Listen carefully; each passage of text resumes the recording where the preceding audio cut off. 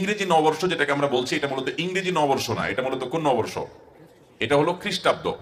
এর সাথে খ্রিস্টানদের ধর্মীয় বিশ্বাস এর সাথে জড়িত, সেই জায়গা থেকে তারা এটা শুরু করেছে। যাই হোক, মুসলমানের সন্তান সে অগ্নিপূজকদের, সে খ্রিস্টানদের পিছে পিছে গিয়ে তাদের মতো করে বছরের প্রথম দিনটাকে উৎসব করার জন্য চেষ্টা করে, এটাকে উৎসবের দিন হিসাবে বানিয়ে রাখে, ঠিক করে। সে জানেও না এর সাথে ধর্ম বিশ্বাসের সম্পর্ক আছে, এর সাথে সময়ের পূজা এবং দিনের পূজা, প্রথম বছরকে পূজনীয় দিন হিসাবে গ্রহণ করার ইতিহাস আছে, এর সাথে শিরকের সম্পর্ক আছে।